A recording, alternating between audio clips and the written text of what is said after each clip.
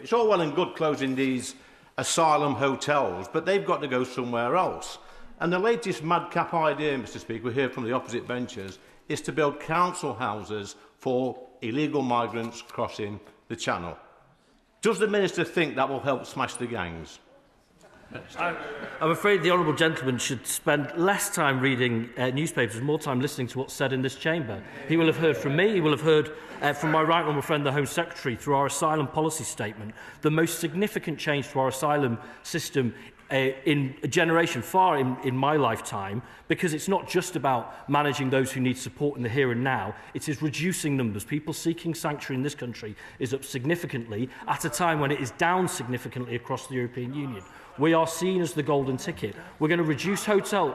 The honourable gentleman shouts from long range at me, and having been near him at the football, I know he has a pair of pipes on him when he wants to use them. But there is a reason, Mr Speaker, why the honourable gentleman does not want to hear me answer the question, because he knows he'll get a serious answer. Not a three-word answer, but one that says we are going to reduce the numbers of people who need support in this country. That's how we'll close the hotels. Thank you, Mr Speaker, and Happy New Year to you and your team. I welcome the Minister's commitment to closing the Tory Asylum Hotel in Gloucester by the end of this Parliament. He'll know that I've raised with him in the past about the plight of families who live next door to that hotel, who are having to deal with an increase in antisocial behaviour, also constant protests on their front door, and YouTubers turning up trying to get a Vox Pop reaction at 11 o'clock at night. What support can we give to those families who are having to deal with a hotel on their doorstep that they didn't plan on having when they moved in?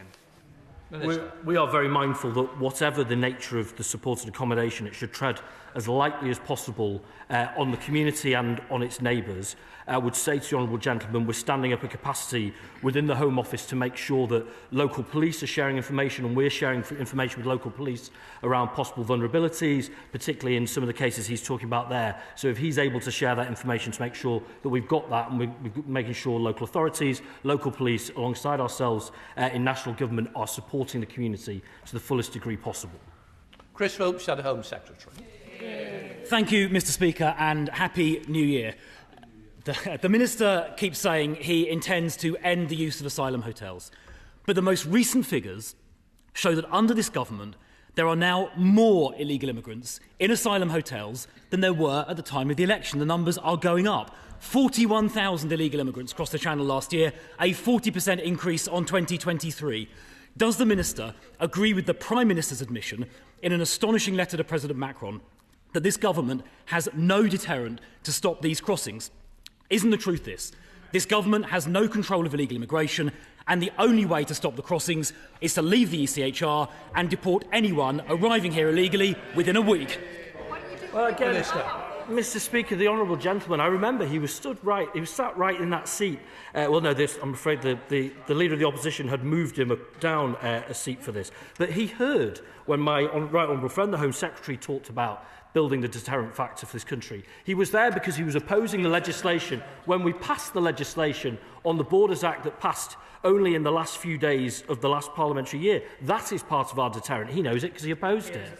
Now, so this idea that instead we should leave international agreements where all our returns agreements will therefore need to be re-entered into, I'm afraid is for the birds. We're getting on with serious action. They're just getting on with their press releases. This government will close every asylum hotel. We're making progress in this regard with reduced spend in this area by a third. We're restoring order and control to the system, speeding up case working, maximising the use of our estate, including ex-military sites, and continuing to increase returns. Lewis Cocking. Thank you, Mr Speaker. This is my 9th question about the asylum hotel in my constituency, and I'm still waiting for a clear answer. The Prime Minister said yesterday we would see evidence of hotels being closed soon, but plans to move asylum seekers into new council housing would solve nothing and be an insult to millions on the waiting list. My constituents want the asylum hotel, my constituency of Broxbourne, closed immediately. So will the Minister meet with me to explain how and when this asylum hotel will close?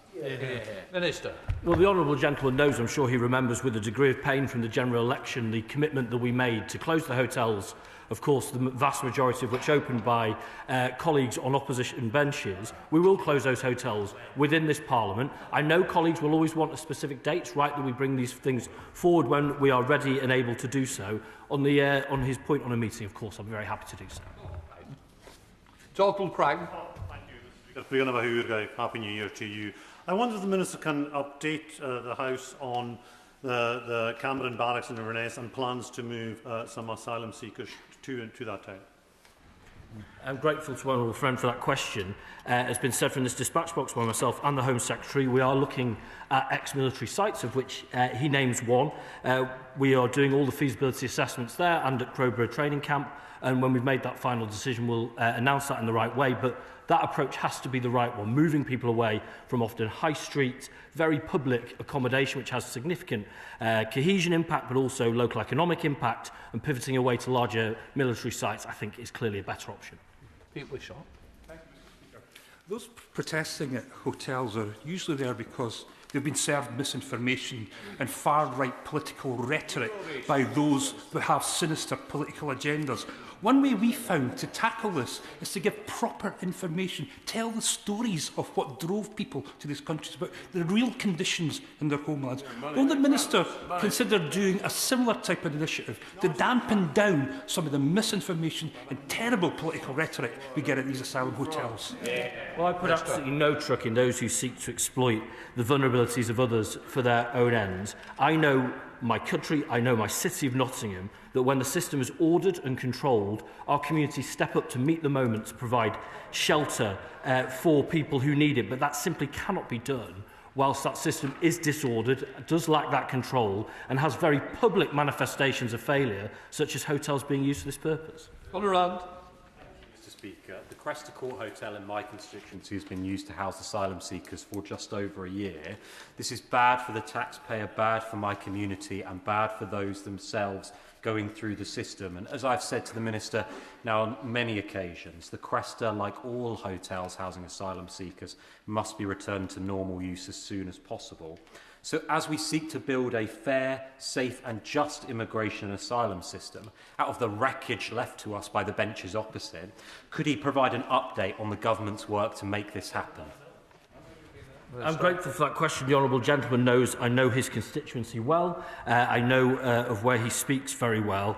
We're very clear that hotel and all hotels being used for this purpose must shut. I know colleagues will want information as soon as possible. They may not have to wait too much longer, but it's right that we do this in an orderly and controlled way to make sure that the system works. Mr. Speaker. Mr. Speaker, I'm not surprised that the Home Office thought that Wealdon Green and Lib Dem run council would be a soft target to move asylum seekers to, considering that co-leaders previously seemed more concerned with Calais than they did about Crowborough. But moving asylum seekers into the neighbouring constituency, the constituency of the Madam Deputy Speaker's Crowborough training camp, will it displace the cadets that are making good use of that facility? And as I understand it, won't save any money. So given it won't save any money, what is the benefit of moving them there? Well, the honourable gentleman knows that this is not purely a financial arrangement.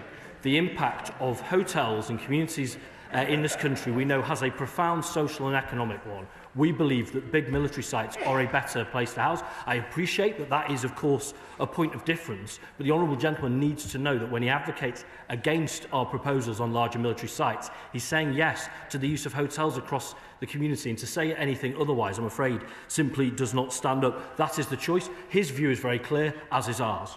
Tom Page. Thank you, Mr. Speaker. I recently visited an asylum hotel in my constituency and have separately spoken with people living there and the community surrounding the hotel. It's clear that ending the use of these hotels for asylum seekers is in the best interest of asylum seekers, but also the neighbouring community and the taxpayer. We've had many conversations with this, the Minister and I. Can the Minister confirm when the Government will begin ending the use of asylum hotels in Bournemouth? I'm very grateful to the honourable gentleman for that question. I can assure his constituents and honourable and right honourable colleagues that the honourable gentleman persists with me on this issue on virtually a daily basis, including over the Christmas period, which was very welcome indeed. I couldn't be clearer. We do not want to see hotels in Bournemouth used for this purpose. That is, as my honourable friend said, a purpose of the wreckage that was left by the previous government. We want that to change. I know colleagues want information as soon as possible. I'm asking them to be a little bit patient, and it may not be too much longer before they start to hear news in this space. Lee Anderson.